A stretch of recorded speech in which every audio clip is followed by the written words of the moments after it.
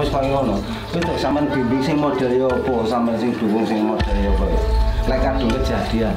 Iya. Enggak bisa. Pun kita orang tua jangan sampai ada kepikiran nikahin anak masih kecil, masih di bawah umur. Udah cukup saya aja yang jadi korban. Jadi stop perkawinan anak.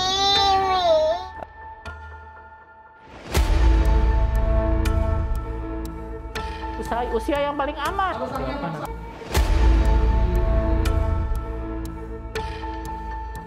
Kayak gini cocok pas. Setelah beberapa minggu melakukan peliputan dan melihat langsung fenomena kawin anak, The Journalist membawa seluruh hasil temuan di lapangan ke Kementerian Pemberdayaan Perempuan dan Perlindungan Anak yang secara fungsi dan tugas diberikan tanggung jawab untuk menurunkan angka perkawinan anak dari 11,2% di tahun 2018 menjadi 8,74% di tahun 2024. Dengan saudari Pemberian dispensasi perkawinan anak di pengadilan diakui Menteri PPPA Bintang Puspayoga sebagai celah yang sering dimanfaatkan untuk melegalkan perkawinan yang justru merugikan dan merampas hak anak. Ibu melihat dispensasi ini menjadi celah bagi masyarakat untuk mengawinkan anaknya, untuk melegalkan perkawinan anak yang masih di bawah umur?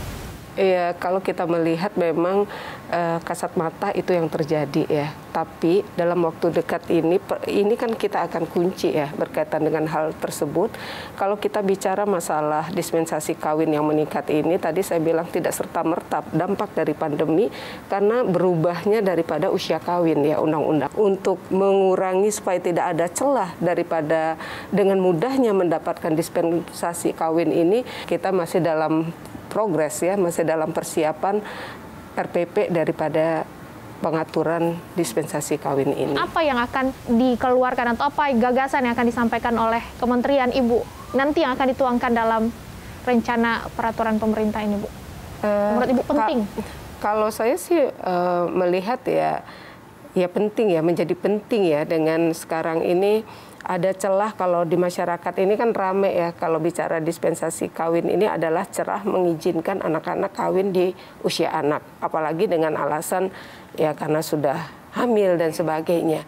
Nah, kejadian yang di lapangan juga menjadi menarik kalau dengan alasan kemarin itu supaya dia bisa menikah di usia anak dengan alasan hamil dan sebagainya, tapi realitanya tidak hamil. Nah, ini perlu kunci-kunci pengetatan yang harus kita berikan, yang kita kawal dalam pemberian dispensasi kawin. Apakah nanti solusinya RPP atau apa, ini masih dalam batas rancangan atau wacana yang akan kita carikan solusi bersama-sama ya. Nanti termasuk teman-teman media. Rencana pembuatan RPP untuk mengawal pelaksanaan pemberian dispensasi ini tentu harus dikawal. Jangan sampai program-program yang digaungkan dengan berbagai slogan dan logo ramah anak dan perempuan justru mandek akibat dispensasi kawin anak yang diobral dengan murahnya. Tidak hanya itu, jangan sampai pula faktor ekonomi, budaya, dan sosial selalu dijadikan alasan dan alibi untuk menutupi ketidakmampuan menangani persoalan generasi bangsa ini. Perkawinan anak tidak hanya bicara angka, namun juga masa depan bangsa. Dispensasi perkawinan anak menjadi celah yang terbuka lebar. Ditambah lagi, tak ada sanksi dan kurangnya pengawasan pelaksanaan aturan di lapangan. Tak ada jalan lain kecuali segera memperbaiki regulasi, memperketat proses pemberian dispensasi, dan memaksa pengadilan lebih teliti dalam mengadili. Segera revisi regulasi menyoal dispensasi anak, baik yang tercantum dalam undang-undang maupun aturan turunan dalam peraturan Mahkamah Agung. Berikan anak ijazah, bukan buku nikah. Berikan anak masa depan, bukan duduk di pengadilan. Payung hukum yang ada seharusnya bisa melindungi, bukan justru merampas masa depan anak nanti. The Journalist hadir di episode berikutnya.